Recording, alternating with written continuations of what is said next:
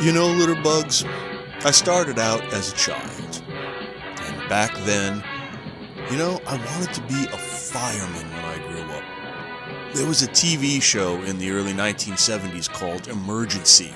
It was about a fire station and paramedics, and I was just devoted to it. And I took to calling my parents' red VW microbus the fire engine. I had a plastic firefighter's cap that I wore everywhere. What a cute little tyke. And that was the last time I ever thought I knew what I wanted to be when I grew up. College came along, I had no idea what I wanted to do, and eventually they said, "Kid, you have to pick a major." And I said, "Well, I like stories." And they plopped me over in the English building. 4 years later, got out of school with an English degree, which my father had been quite skeptical of, you may be sure. I had no prospects, no plans, so I drove a delivery van for a few years. I ended up leaving that job in a fit of ineffective nobility.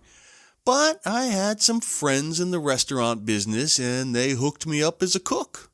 And so I did that for a few years. At that restaurant, I met my wife, she who must be obeyed. Well, she wasn't my wife at the time, but we soon squared that away, and she decided to go back to graduate school and become a teacher. Not having anything better to do, I went to school with her for more English. No plan at all. I had some vague idea maybe I'd find something in publishing or editing afterwards, but for the nonce, I just read more stories. Well, it happened one day that I went to the department chair to alter my class schedule. You see, I needed to switch from being a full-time student to a part-time one so that I could go get another cooking job to pay the bills. And the department chair said, "Kid, we would like you to teach a class of freshman composition, but you have to stay full-time." And so I did, having nothing better to do. And I've been teaching ever since, over 25 years. Now, I tell that story for a couple of reasons. One, to foster a personal and human connection with my audience. Let them get to know me.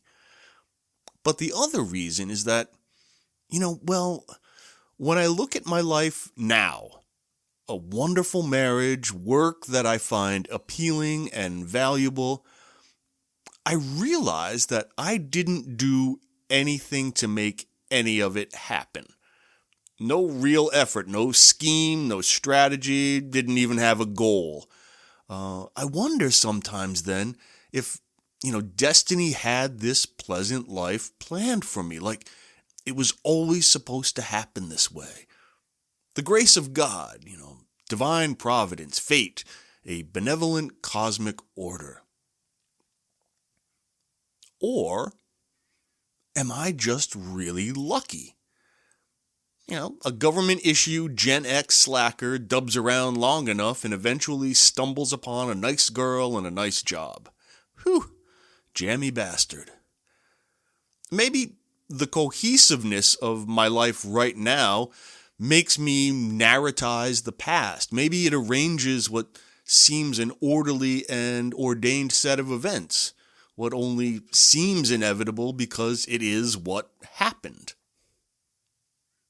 Now, I know what you're thinking. Thanks, McDonough, for taking us on a walk down Amnesia Lane to Navel-Gazing Boulevard, but what's all this for? Well, it's my desultory way of getting us into today's text.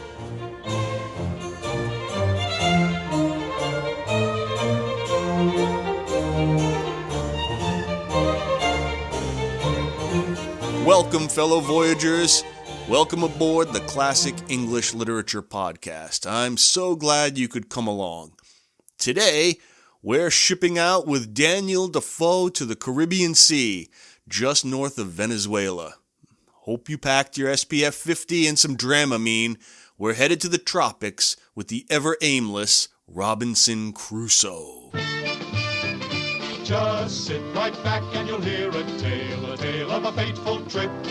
that started from this tropic port aboard Reading this mighty Defoe's ship. most famous novel this Was a time, mighty sailor. I was struck by how much of what we think of now as just an adventure story is really concerned with the forces that shape human lives, especially individual human lives.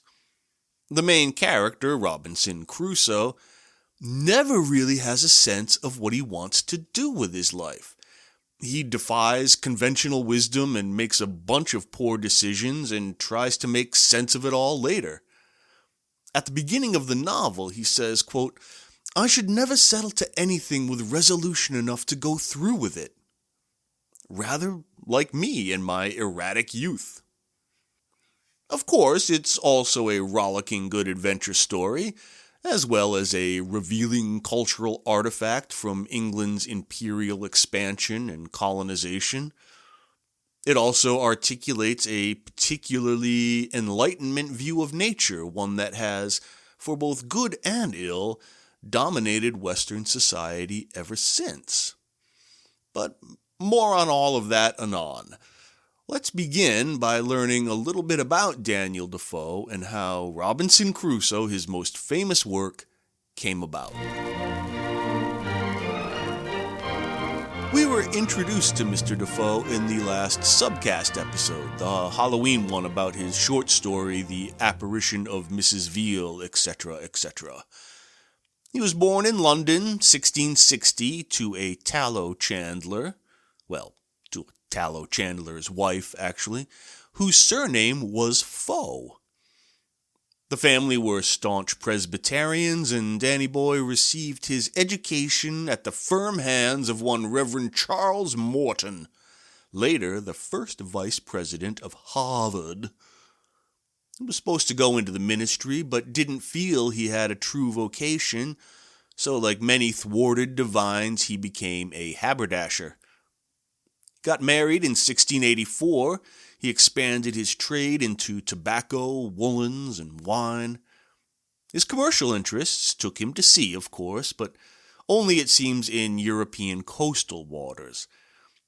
Despite his assiduity, he rarely, if ever, was out of debt. 1685, he throws in his lot with the Monmouth Rebellion to depose King James II. He goes on to join Billy the Orange, and after that coronation, Foe becomes a close ally and secret agent of the king. But a couple of bankruptcies between 1692 and 702 finally drove him out of business. But at the same time, he began to take an interest in political writing, including verse satires on Jacobite plots, infrastructure plans for the kingdom, always a gripping read, and some treatises on the reformation of manners. Got himself into a spot of bother over a pamphlet called, quote, "The Shortest Way with the Dissenters" in 1702. It's a satirical tract, written from the point of view of an extremist high church official, who suggests that the best way to remove the danger of religious dissenters is to exterminate them. Now, Daniel Foe himself is a dissenter, and his point is ironic. He's saying that the extremists in the Anglican Church are the great danger, not the dissenters. But nobody gets the joke. High church officials and Tory politicians were delighted by the suggestion, which rather proves the ironic point. Now, when they realized that they'd been duped, Foe was arrested and fined, pilloried, and imprisoned. Now, by the by, around this time of public humiliation, Daniel adds the aristocratic de to his surname. So quite the flourish and a finger in the eye to the establishment. Stick it to the man. From 1704 to 1713, Defoe ran The Review, a newspaper published thrice weekly. Now, we'll talk more about the burgeoning periodical industry in an upcoming subcast episode. Of course, he continued with his pamphlets and satires, but it wasn't until nearly his 60th year that the piece of writing for which he is still remembered was published. Of the nearly 400 pieces he wrote during his life, the one that secured him immortality came out in 1719, and it was, of course, Robinson Crusoe. In previous episodes, we've looked at some candidates for the first English novel. We talked about Mallory's Morte d'Arthur, Bunyan's The Pilgrim's Progress, Bain's Orinoco, among others.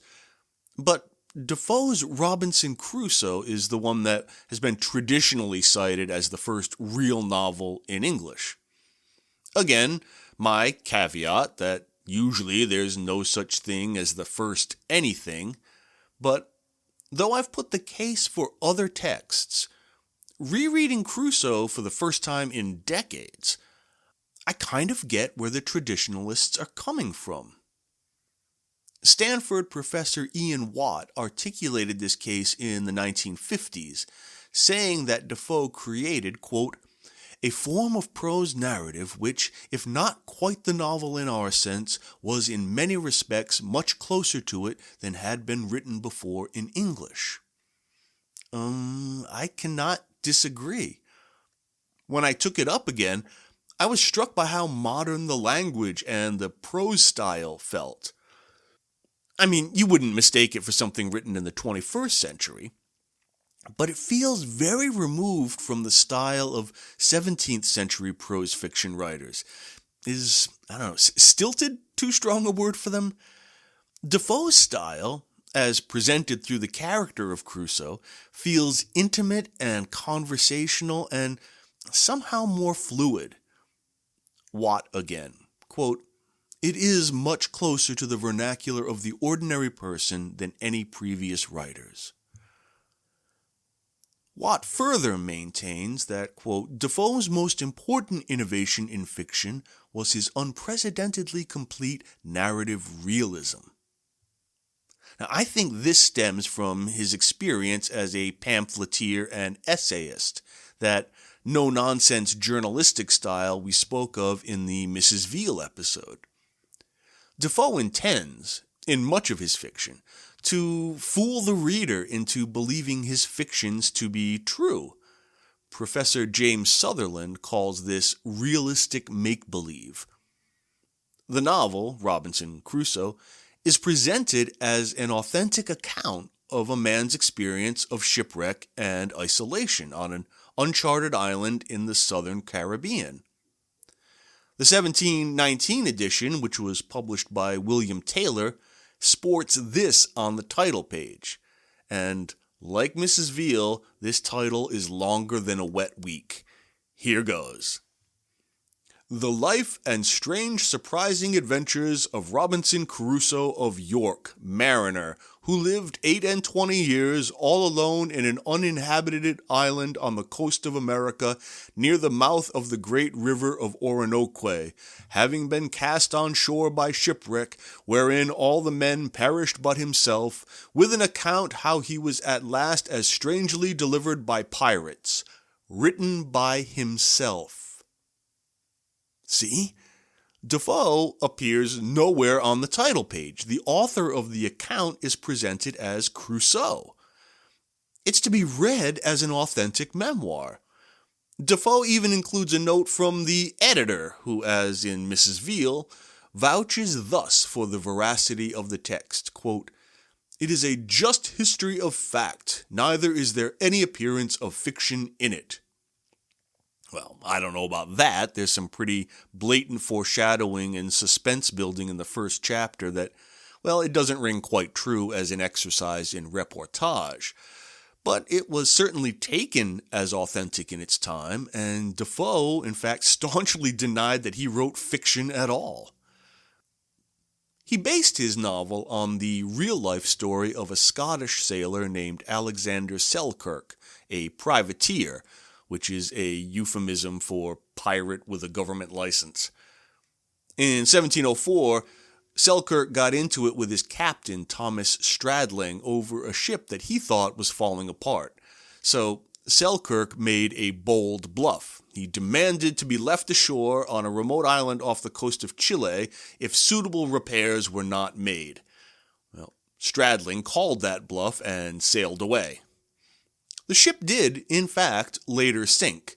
The historical record is silent as to the marooned Selkirk's smug satisfaction at this turn of events. He spent 4 years and 4 months alone on that island, hunting goats, building huts, reading his Bible, and muttering, "I told them so," to any seabirds who would listen. When a rescue ship finally found him in 1709, he was bearded, barefoot, and half feral, but alive and healthy. His story spread fast, and a few years later, Daniel Defoe turned it into Robinson Crusoe. Now, Defoe puts his hero in the Caribbean, not the Pacific, but the island that Selkirk lived on, Masa Tierra, about 400 miles off the coast of Chile, was renamed Robinson Crusoe Island in 1966. Tourism soared. This is probably a good time to fill in the outline of the story. I imagine there are few listeners for whom Robinson Crusoe is an entirely unknown quantity, but let's do a quick and dirty for the outliers.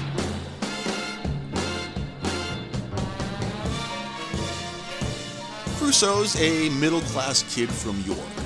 His dad, an immigrant from Bremen who changed the family name from Kreuznach, urges him to follow the middle path in life. "Son, be reasonable, stay home, get a good job." With overweening post-adolescent arrogance, Robin decides he'd rather risk death at sea than turn into his father.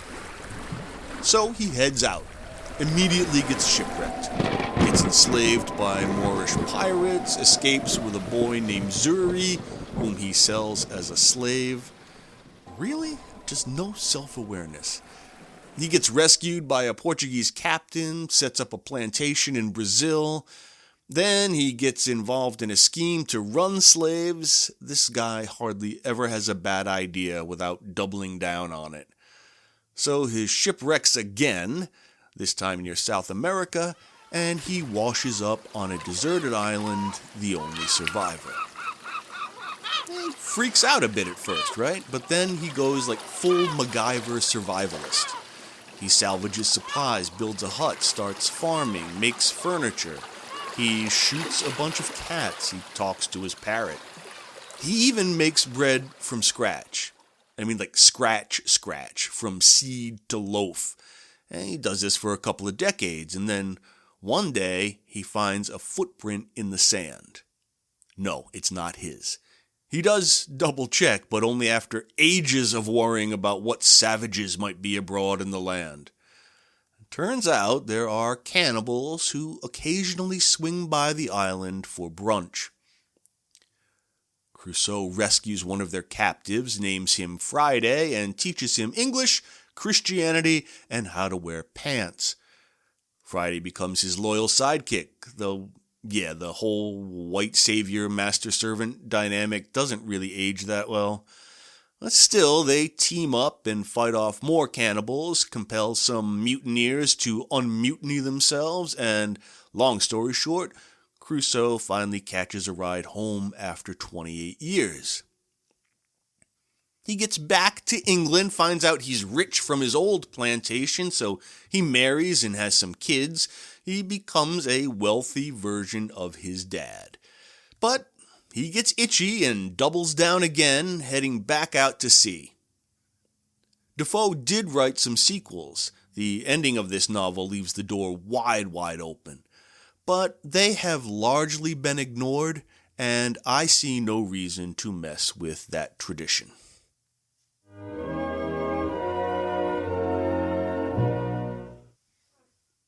For an example of that more modern-sounding vernacular style, I think it best to begin at the beginning. Here's the novel's opening. Quote, "I was born in the year 1632 in the city of York, of a good family, though not of that country, my father being a foreigner of Bremen, who settled first at Hull. He got a good estate by merchandise, and leaving off his trade, lived afterward at York, from whence he had married my mother, whose relations were named Robinson, a very good family in that country, and from whom I was called Robinson Kreuznach. But by the usual corruption of words in English, we are now called, nay, we call ourselves, and write our name Crusoe, and so my companions always called me. The novel's style is direct and informative, much like a memoir or a diary entry. Concrete facts, and he's really particular about dates and navigation coordinates. Concrete facts and a personal, unadorned narrative voice ground the reader in an immediate verisimilitude. And Defoe embellishes that factual and honest tone by occasionally admitting to things he can't recall, which, perhaps counterintuitively, contributes to the narration's sense of integrity. Now, that tone is not reserved for mere exposition either. It persists in what should be moments of, great pathos, too. Listen to this, which follows his arrival on the island. Quote, "Upon the whole, here was an island of mere desolation, and I was in a state of perfect misery. I had no soul to speak to, or to speak to me, or to be a companion to me. I had not that relief in this trouble from the resignation I used to practice that I hoped to have, and I would have been very glad to have been thankful to God if I could but have had anything to be thankful for." So note that opening phrase, the "upon the whole." It feels very considered and dispassionate, as if he's weighed up all options and observations, and this is his considered conclusion. And despite the first-person narration, the tone feels here kind of detached and measured, right? There's very much a sense of recollection, of looking back on one's experiences and then arranging them into coherence, into significance. Here, he wonders why he should be thankful to God, and that's going to be a big thing later on in the book. So he's charting his own development, sort of. That kind of self-reflection and self-examination we very much associate with Protestantism, especially with the more radical, dissenting, puritanical type. Now, I know I've spoken ad nauseum in this podcast about how the Protestant Reformation, with its doctrines sola fide and sola scriptura, made the individual conscience the main actor in the salvation drama. Professor Watt, quote, "The Puritan tradition saw the whole world and every incident of individual experience as alive with secret indications of divine intervention or intention." So, as Crusoe reconstructs his experience of shipwreck and isolation, this is exactly the lens through which he peers. Now, one might almost say that this kind of spiritual examination is the main arc of the novel. And when you think about it, there's not much in the way of a plot, not in the, rising action, climax, falling action, resolution scheme so beloved of middle school teachers. There are exciting episodes, the shipwreck, the battle with the cannibals, the attack on the mutineers, but these set pieces don't really themselves add up to a plot. The story just ends when he gets off the island. But his relationship to a Protestant version of divine providence does develop across the text. At the start, we meet a young man who, as I mentioned earlier, never settled to anything with resolution, deciding on a whim to defy his father's advice and go to sea. At this point, Crusoe sees his experiences as entirely determined by some outside force, being fate, prophecy, destiny, whatever. Hardly does he ever acknowledge his own agency. He says, quote, "An ill fate pushed me on now with an obstinacy that nothing could resist." And he speaks of a, quote, "secret overruling decree that hurries us on to be the instruments of our own destruction."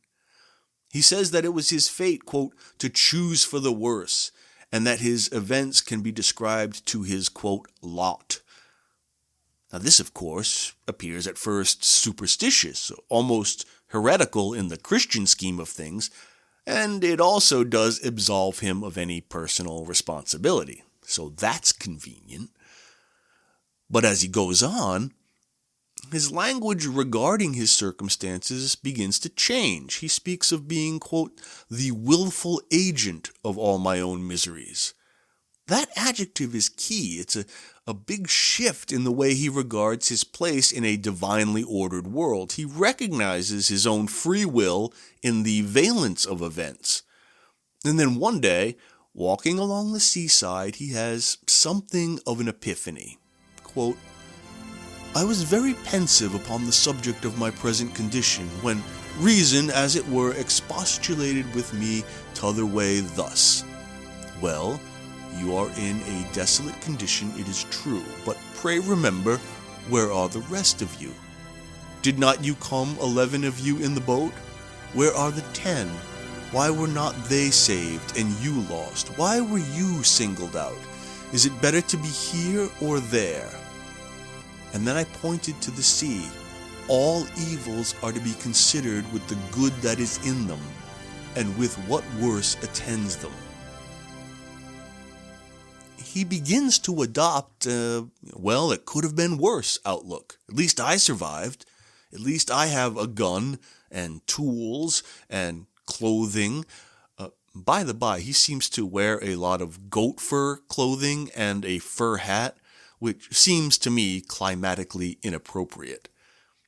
Nonetheless, he becomes rather thankful for his deliverance and soon becomes repentant for the sins that necessitated it.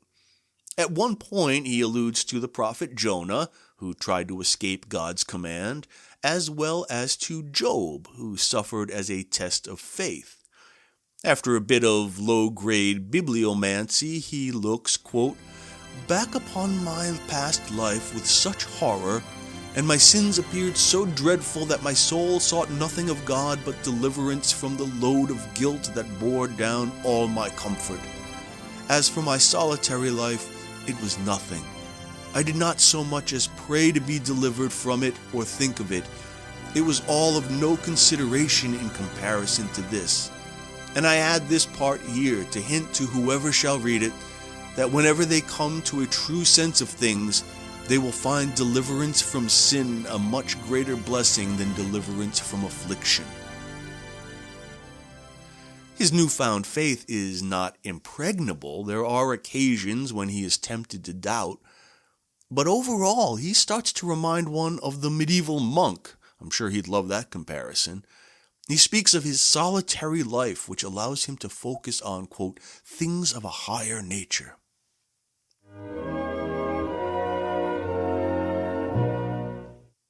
Along with this dawning religious awareness, Crusoe begins to see that his own, conquest of nature is integral to his salvation, both physical and spiritual. Nature, in the Protestant view, is, of course, fallen and corrupt. Because of Adam's sin, humans are cursed to strive against nature for their survival. Civilization is thus the punishment for and the bulwark against chaos.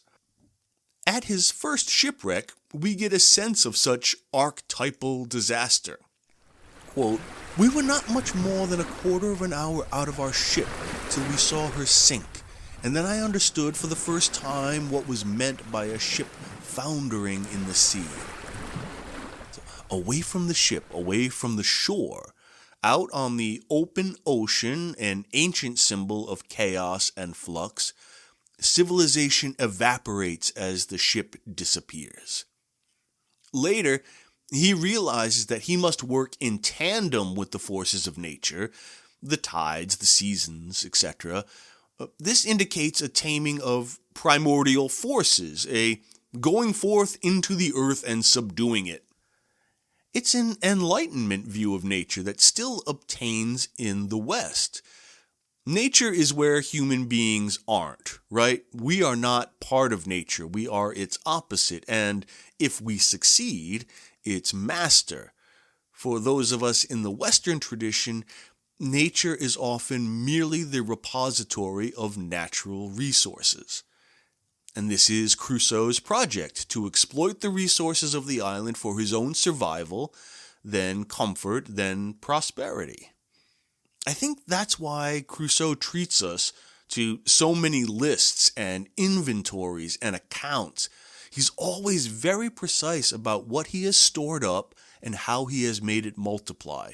His is the ultimate example of the capitalist self-made man myth. He didn't just pull himself up by his bootstraps. He had to make the damn boots. The language and attitudes of commerce run throughout the text. Crusoe's father is a merchant. Crusoe's creator is a merchant. The book reads like a paean to the trading classes, those plucky individuals whose heroic self-reliance triumphs over great odds. And here's where we get to some of the more troubling aspects of Crusoe's character. His dawning sense of himself as a member of God's elect, sort of, coupled with his evident success in mastering his island, turning himself into its king, he says, quote, "My island was now peopled, and I thought myself very rich in subjects. And it was a merry reflection which I frequently made, how like a king I looked. First of all, the whole country was my own property, so that I had an undoubted right of dominion. Secondly, my people were perfectly subjected. I was absolutely lord and lawgiver.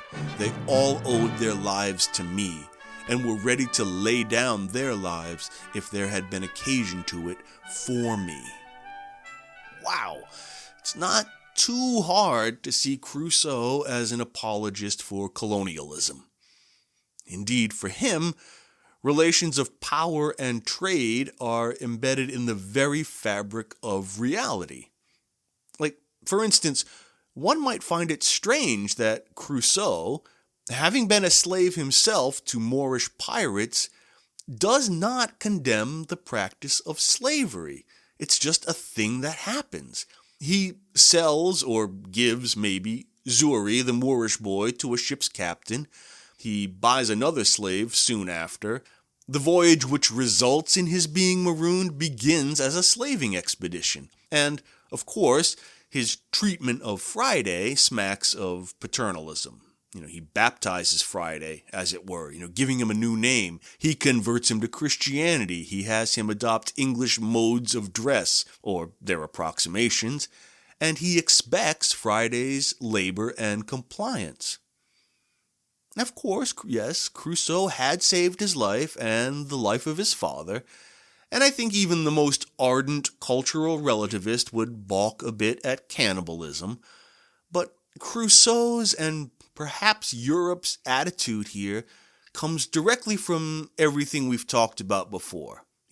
If you see yourself as charged by God to subdue nature and prosper as evidence of your worthiness of salvation, then when you encounter peoples and cultures who don't see this separation between themselves and nature, who regard themselves as part of nature, as integrated into an organic whole, well, certainly you feel that they need to be subdued too.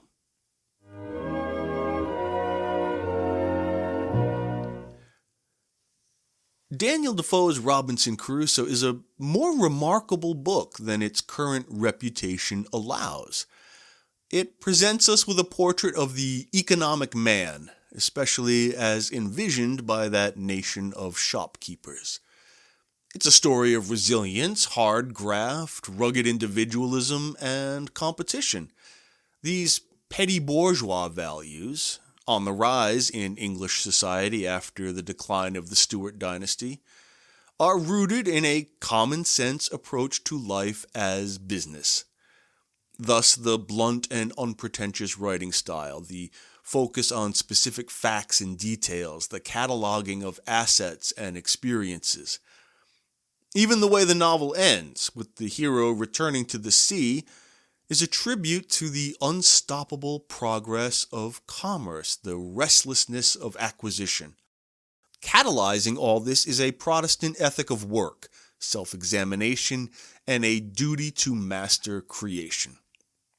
Of course, while the novel celebrates all these, sometimes to the modern eye to the point of absurdity, I have to say that more than once I had to remind myself that Defoe was an ardent dissenting Christian, and that the sometimes effusiveness of Crusoe's spiritual rapture was not to be read ironically. It just seemed so over the top, but Defoe means it. All of this only hints at the negative consequences of imperial expansion. Sometimes Crusoe blithely accepts domination. Other times he questions his right to dominate, but those questions drift away by the end as he realizes his prosperity. So, indeed, a rather modern novel. Thanks for joining me on this cruise. I hope you found something valuable in it. If you did, please leave a 5-star review on your listening platform. That helps to raise the podcast's profile and it attracts new listeners. Also, maybe recommend the show to a friend or two. I'd like to have as big a crowd as possible. If you find yourself with a couple of bucks left over and you're not sure what to do with them, I'd be happy to put them to work. Just click the Support the Show button. Thanks for all your time and your support. I really appreciate it. Until next time, stay safe.